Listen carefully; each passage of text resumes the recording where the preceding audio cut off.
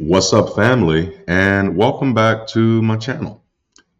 Today we're going to have a very interesting conversation as I'm just going to provide some reason, or first I'm going to give you my decision, and then I'm going to give you my reason concerning the upcoming Kent Hovind debate.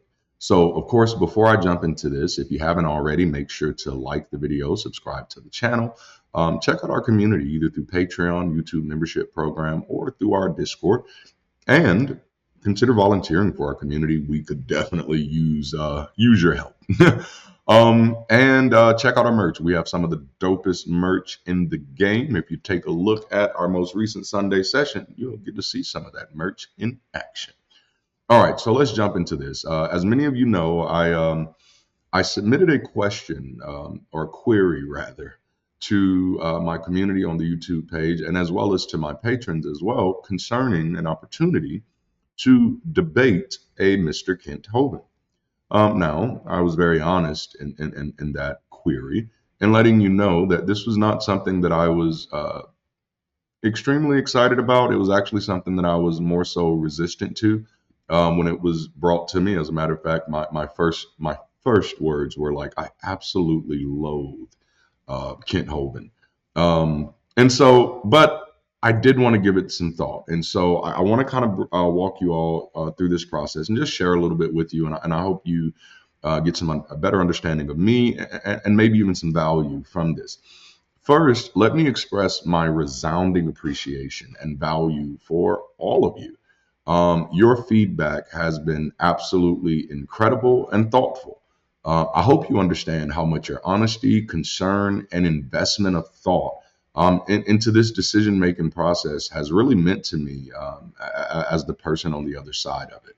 And so I just really want you all to know that I have a great deal of love for all of you.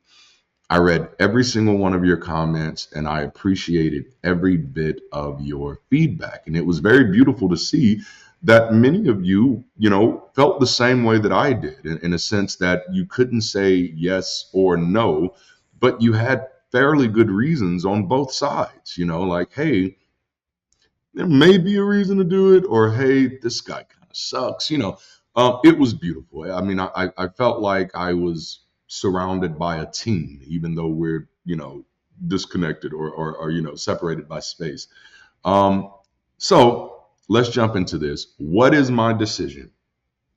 Will the ex-pastor be debating Kent Hovind?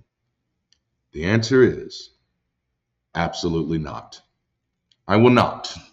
I will not be debating Kent Hovind. I will stick to my first thought and decline. That's where that is. I hope that's not too much of a shocker for anybody. But I would like to give you some insight into my reasoning, my rationale, if you will.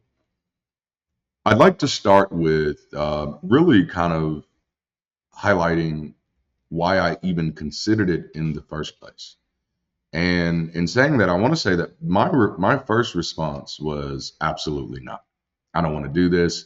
This is not who I am. And I think some of you have heard me on some of my content on this channel mention that debate is not necessarily what I'm here for. I can be kind of a jackass when I am, but it's really not what I'm here for. So my initial response was no. Well, if your initial response was no, well, Darante, why did you consider it? First, I like to blame it on a pastoral reflex. After spending, so long in ministry, I do have this sort of reflex that makes, that to use my former language, my former sense of linguistics, it was a reflex to God moments of this idea of thinking, ooh, maybe this moment could be more significant than I thought it was or that I realized. And it's like, oh, you don't want to miss a God moment. In the Black church, I've been a part of other churches too, but the Black church is basically where my specialty is. So that's why I mention them a lot. It's not necessarily a racial thing. It's just me highlighting a line of demarcation so that other people who don't have experiences with the churches that I've had experiences with won't come back and say, oh, you're not speaking for all the churches, because I'm not trying to speak for all the churches. But in the Black church, there was always this type of lingo where you never know if this is the moment. You never know if this is the thing that God is going to use to, accelerate you and push you further and all that jazz. And so some of that is still here. Some of that bath water is still on me. Some of that afterbirth, if you will, is still on me. And so anytime moments happen, I'm like, ooh, I hope I'm not missing out. It's just that kind of superstition, that superstitious bath water that's in there. It's like, oh no, maybe life is trying to set me up for something great, right? And so that, in all honesty, that's one of the main reasons I was willing to consider it, because I know I can be a little thick-headed at times. I know I can be a little stubborn at times. And so because I'm aware of that, I do try to be mindful of that and just say, okay, now Darante, let's just make sure you're not considering this out of just being a jackass, and out of being thick-headed. Let's make sure you're considering all of the variables, which is why it was important to me to submit the question to you. I also felt like I have a responsibility to this community that is growing. And so I felt obligated to share the opportunity with the community.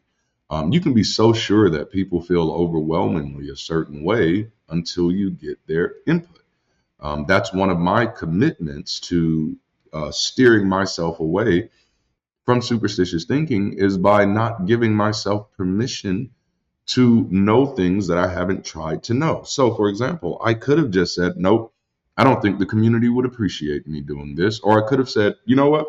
I think the community would love this. And in my mind, I'm not saying this has to be in your mind, but in my mind, for me to come to such conclusion or such idea would be magical thinking or superstitious, because then in that way, I would be assuming that I know something that I haven't even tried to know. So it was very important for me to actually figure out what people in the community think about this, as opposed to me just saying, hey guys, I'm debating Kent Hovind, come enjoy it. Or, hey guys, I had an opportunity to debate Kent Hovind, I declined, praise me now. No, it's more of a thing that if something, and this is something that we talk about in our Sunday sessions, like consistently, if something is going to benefit people, then people should be included in the decisions. And, again, I'm not saying everybody has to be that way. That's me, right? And I don't think I'll apologize for that. So what are my reasons for not debating Ken Hovind? And I'll try to make this, as clear and succinct as possible. Unlike Kent Hovind. All right. First and foremost, I just don't want to contribute to that platform. That's a biggie for me. I don't want to contribute to that platform. I do not appreciate what Kent Hovind represents. I do not appreciate the way Kent Hovind interacts with others. And it's not something that, for me, I can see much benefit coming to my name for. It's not a platform that I want to be associated with. I get no sense of ego worship from being able to say, I debated Kent Hovind. No, like the look on my face was because like a huge yikes just went through my head. If that's what I was known for, I don't want to be known for that. But no, I don't want to contribute to that platform. I think many of you know that I'm vehemently anti-superstitious, anti-magical thinking, and anything that kind of props that up. So no, I don't think I will be engaging any debates on a platform that I don't support. And so maybe if the World Science Festival holds a debate, maybe I'll consider that, But no, Kent Hovind, I do not consider him, somebody someone who would even be able to value the type of nuance and dialogue that I bring. And I do prefer to engage with people who are going to engage in good faith. And so, no, I just don't want to contribute to that platform. I know me not being on there is not in any way going to necessarily detract from his platform. People are going to watch him, and people are going to watch others debate him. And the truth is, like, there are people more well equipped to debate than I. And so a part of me feels like it would be an ego decision for me to even throw myself into this debate. Oh my goodness, there are some political ramifications there that I would love to highlight, but I'm not, because people are not really fans of my political thoughts. But anyway, so yeah, I don't want to contribute to that platform. And honestly, yeah, and some of you commented this, and I definitely understand, is that, well, like, maybe if you go on the platform, somebody else will be able to hear about you. That some of those people who are undecided, some of those people who have questions, maybe they will be able to learn, and maybe you will be able to do some work for them. The simplest way I can say this, and it may make me sound like a jackass, but I'd ask that you listen with full ears when I say this. People who can benefit most from what secular engagers have to offer should benefit from those things on secular platforms. Okay? I hope that doesn't make me sound like a jackass, because there's actually a method to the madness there. There's a method to the madness there, and it's all about good faith. That's the whole point. Like, engaging with, and I'm not saying they shouldn't, but engaging, trying to get benefits from the secular community by engaging the superstitious community is, to me, like chopping your head off to stand on it to feel taller. When you could instead, in this day and age, just support those secular community platforms. And not even just support, but just, if you want to know what atheists think, go to an atheist platform. If you want to know what humanists think, go to a humanist platform. So no, I don't necessarily feel like the possibility of more people finding my platform through that channel would be a major win. Um, not for me. Now I know for other people it will be, but okay, you'll understand. You don't know me. um, and then also, this was an integrity issue for me. I often speak of the disingenuousness of American religion, and this is a glaring example. Just the fact that I got the invite to the debate is a glaring example of the disingenuousness of American Christianity. I am not an evolutionary biologist. I am not a paleontologist. I am not a geneticist. I am not a geologist. What I am is a sociologist. And I can speak to those things with no problem. But why would a person who makes their stand against radiometric dating, who makes their stand against evolution, who makes their stand against modern understandings of geneticists, choose a random YouTube content creator to debate? There were no requirements for me to qualify for this critical exchange. No requirements. His team didn't even ask if I had a degree. His team didn't even ask if I specialized in anything. It was not a concern. And for me, that is a glaring red flag. And the signs of either a dishonest interlocutor or desperation to get anybody on your stage to further feed the delusion. Either way, I'm not interested in participating in that. And most importantly, that's just not what I'm in this for. I didn't start sharing content on my channel to convince others to change their minds, even though I hope to make it easier for those who are already questioning to find the answers they're looking for. And I don't want to be anybody's expert on debate, science, or logic, though I immensely value all of the above. My self-assigned function, as it pertains to this juncture in my life, is unapologetically community building. Any activity that does not directly lend itself to the healthy achievement of that end is currently out of my scope. That's a project management word. I don't make content for people who are looking to be convinced, nor do I make content for people who could be convinced by anything that I say, because I don't want to contribute to that cultural norm.